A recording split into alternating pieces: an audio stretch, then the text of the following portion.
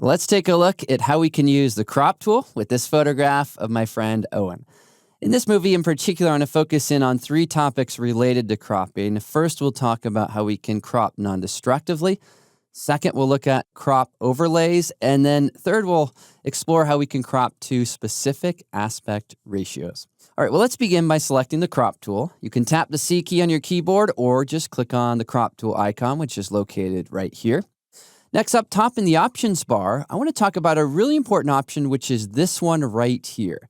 If this one is turned on to delete crop pixels, when we change the crop, what it will do is it will delete or remove part of the image. Let me show you what I mean. So here with the crop overlay graphic, you can see you can position your cursor around the edge, and then you can click and drag in. As I click and drag in, it's showing me the new crop or composition for the image. Now, the grayed out area back here would be deleted forever if we leave this option on. And that isn't the best idea because often when you're cropping an image, you may not be exactly sure of how you want to crop it. And so you want to have flexibility. You want to be able to do this non-destructively. So make sure you turn that option off. Then when you turn that option off, of course, you can create a freeform crop, kind of like I'm doing right here. Next, to apply the crop, we have three different methods we can use. One method is to click on the check mark in the options bar up top. So I'll go ahead and click on that to commit to that crop. Next, I'll zoom in on the image a little bit by pressing Command+ on a Mac or Control+ on Windows. And you want to zoom in, right, so you can really evaluate if you like the way that you've cropped the photograph. Now, in this case, let's say I've decided, you know what, I've changed my mind. Well, no big deal. Just select the crop tool and then click on the image. This will reactivate the crop overlay. Now here I could then go ahead and make any needed changes to the crop, and I'm just going to click and drag these edges around.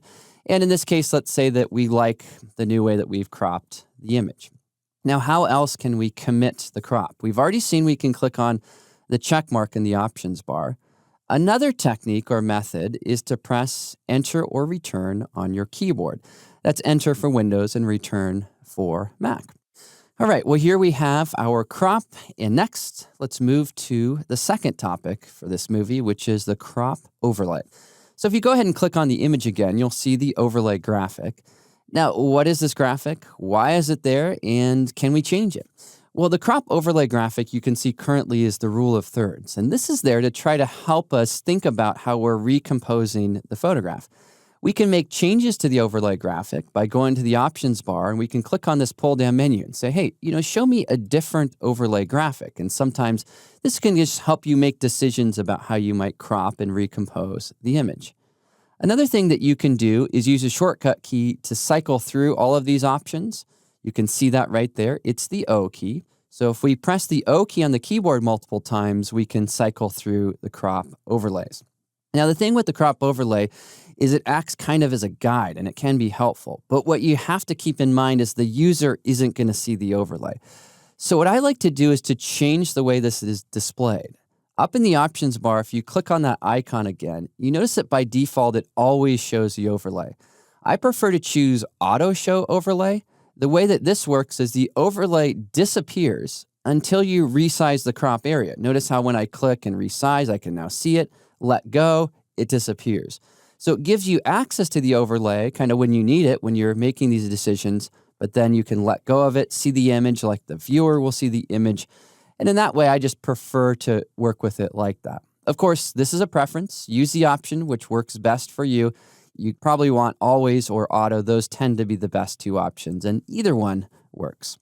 All right, well, now that we've recropped this image, how else can we commit the crop? We've seen we can click on the check mark. We can press Enter or Return on the keyboard. And the third and final method is to double-click inside of the crop area. And any of those techniques work. I just want to show you all three so that you know how to do that. All right.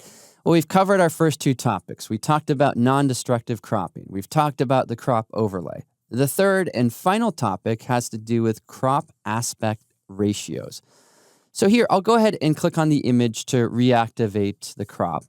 And what we've seen before in one of our previous movies is we can click on this pull-down menu, and here we can crop to specific sizes or width and height and resolution. But what we haven't talked about is this idea that we can actually crop to a specific aspect ratio. For example, let's say I want to post this one on Instagram. Square photographs look great on that social media platform, so I'll choose the aspect ratio of square. Now you can see it's giving me a 1:1 square crop. You can see it's added this 1:1 value here. Now when I click and drag anywhere on this crop area, it's always going to be a square, regardless of where I'm dragging. Can you see how that's working? That's because it's locking down that aspect ratio.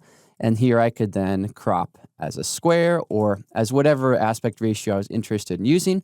Let me just try to get a good position of this, maybe something like that. I'm getting close here.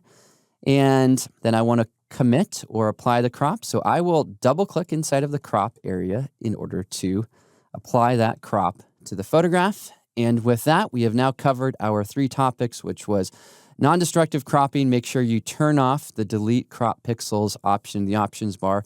Second topic was our overlay. We looked at how we could customize that with this menu here. And then the third topic was to look at cropping to a specific aspect ratio, which we can define either by using this pull-down menu or by entering values into these fields right here.